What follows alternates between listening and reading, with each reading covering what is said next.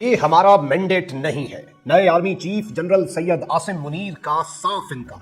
General Asim Munir के साथ खुशगपियों में मसरूफ तस्वीर बनवाने वाले इमरान खान के साबका हिमायती और अब इमरान खान के बड़े दुश्मन मोहसिन बेग ने बहुत बड़ा दावा किया है। बुग़्ज़ इमरान में एक और कहानी का इजाफा हो चुका है, जबकि इसके साथ ही साथ इमरान खान, जनरल आसिम मुनीर और पाकिस्तान की नई मिलिट्री लीडरशिप और पाकिस्तान की मिलिट्री एस्टैब्लिशमेंट के लिए सबसे बड़ा चैलेंज बन चुके हैं। आलमी जरीदों ने भी खबरदार कर दिया है और द इकोनॉमिस्ट ने भी खतरे की घंटी बजा दी। अस्सलाम वालेकुम नाज़रीन इकराम, मैं हूं मखदूम शहाबुद्दीन। उम्मीद करता हूं आप सब लोग बखैर वाफियत होंगे और जहां भी होंगे अपने अहले खाना समेत खुश भी होंगे और महफूज भी।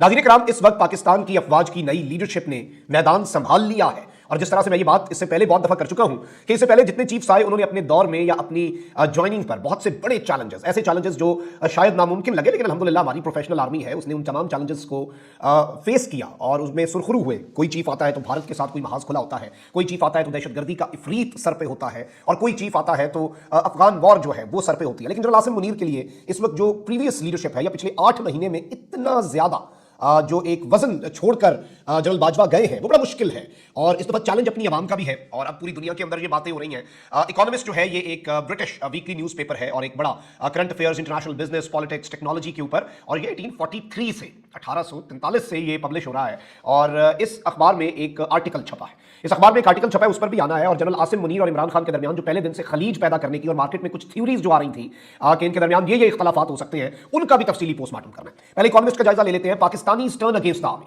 कि पाकिस्तानी अपनी फौज के मुखालिफ खड़े हो चुके हैं। General Asim Munir has an opportunity to mind his own business. General Asim Munir के पास एक मौका है कि वो अपना काम करें बस।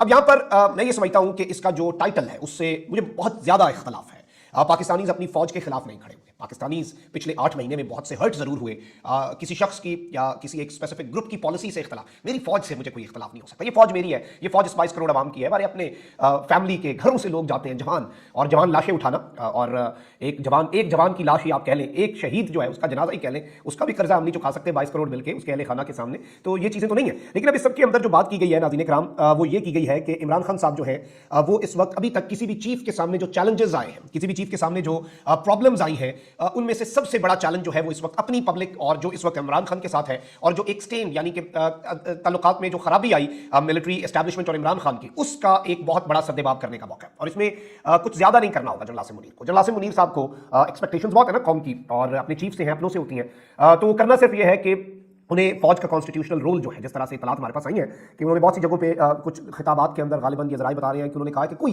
डॉक्ट्राइन नहीं होगा इस मरतबा की, ये डॉक्ट्राइन है फलाना। एक ही डॉक्ट्राइन है, नेशनल सिक्योरिटी पॉलिसी है, जो पाकिस्तान की कौमी सलामती की एक पॉलिसी है ना, उसे पढ़ लें, वो ये हमारा डॉक्ट्राइन है। उसके अलावा कोई अपनी बीच में ये नहीं है कि मैं आया हूं तो मैं अपनी ये थ्योरी लेके आऊं, ये ले आऊं। आईएसपीआर के चेंजेस, दीगर चेंजेस इस जानिब एक इशारा कर रहे हैं कि गालिबन बहुत सी चीजें ठीक भी हो सकती हैं। लेकिन जाहिर बात है इंटरनेशनल लेवल पर यह बात होना शुरू हो गई हुई है कि इमरान खान साहब जो है वो एक बहुत बड़े चैलेंज के तौर पर मिलिट्री लीडरशिप के सामने आते हैं।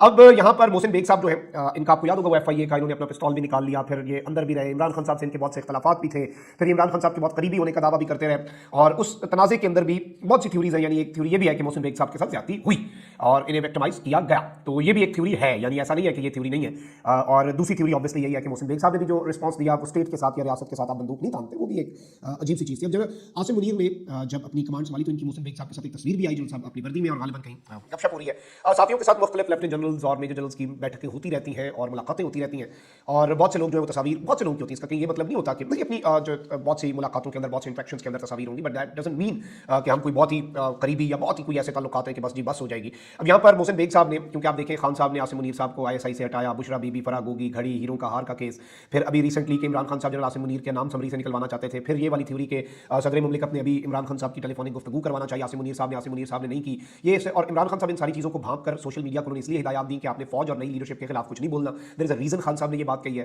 क्योंकि वो नून लीग के इस जाल में तो नहीं ना फंस जाएंगे इतना आसानी से। इमरान खान साहब सियासी जाल में फंस जाए तो फिर सियासत तो नहीं करनी चाहिए और खान साहब इस चीज़ को समझ रहे हैं। अब यहाँ पर एक बुग़्ज़ इमरान में एक नई थ्योरी जो है वो मार्केट में लॉन्च कर दी गई। मैं आपको सुनवा देता हूँ मोहसिन बेग साहब क्या कह रहे हैं। सरकार जो है वो जाहिर है बुशरा बीबी की कुछ करप्शन के बारे में, क्या एक सिर्फ यही कहानी है या आपके नॉलेज में कुछ और भी चीजें हैं जिनकी वजह से इमरान खान साहब के आसिम मुनीर के साथ इख्तिलाफात? आपने देख लिया कि उन्होंने इदारों को किस तरीके से इस्तेमाल किया और किस तरीके से वो मुसलसल जो है अपने अजाइम के लिए इदारों को इस्तेमाल करे थे। उसमें तकरीबन सारे इदारे हैं, एफआईए है, नैप है, इंटेलिजेंस एजेंसीज हैं और अदलिया के कुछ लोग थे। तो नेचुरली एक प्रोफेशनल आदमी जो समझता है कि हमें किसी गैर कानूनी काम या किसी आउट ऑफ वे जाके किसी के लिए ऐसा सामान पैदा करना, जैसे कि बाद में साबित हुआ कि फैसल ने जिस तरीके से लोगों पे केसेस बनवाए, इन्वॉल्व हुए, हर चीज में इन्वॉल्व हुए। और आपको एक और बात बताऊं, ये जो सिलेक्टेड का लफ्ज भी आया, ये बिकॉज ऑफ फैसल की वजह से आया। खान साहब को लोगों ने कहा कि सिलेक्टेड है, क्योंकि वो हर चीज का क्रेडिट भी खुद ले रहे थे कि जी ये भी मैंने किया, वो भी मैंने किया। एक इंटेलिजेंस हेड को, इतनी रिप्यूटेबल एजेंसी के हेड को ये काम जेब नहीं देता कि वो आप इतना ओपनली ये सारे काम करें और लोगों को फिर बताएं। तो ऐसी सूरत में उन्होंने इमरान खान को भी जो है वो बदनाम किया, और इमरान खान ने नेचुरली उनको भी डैमेज किया, फैज साहब को, क्योंकि उनसे ये काम नहीं लेने चाहिए थी। और जब आसम मुनीर साहब हेड थे तो उन्होंने सिंपली नाम की कि ये काम हमारा नहीं है, ये हमारे मैंडेट में नहीं है। मतलब ये थोड़ी हो सकता है आप किसी पे 14 किलो हीरोइन डाल दें, ये काम है आपका कि एक बंदे की पुलिस करने के लिए। ये नाज़रीन इकराम आपने सुना, और 14 किलो हेरोइन ये राना सनाउल्लाह साहब वाला मामला है गालिबन। और इसमें भी ये कह रहे हैं कि जनरल आसिम मुनीर साहब ने खान साहब को इनकार कर दिया कि ये हमारा मैंडेट नहीं है, हम ये नहीं करेंगे, हम आपका डर्टी जॉब नहीं करेंगे। तो ये सारी चीज़ें, इनका फ़ायदा किसे हो रहा है? बैठ के तहम्मुल से अगर कोई सोचे, ना तो मिलिट्री लीडरशिप को इस लड़ाई का फायदा है, ना इमरान खान साहब को इस लड़ाई का फायदा है। बेनिफिशियरी कौन है? आपको सब समझ आ जाएगी कि ये सारी थ्योरीज मार्केट में क्यों आ रही है। कमेंट सेक्शन में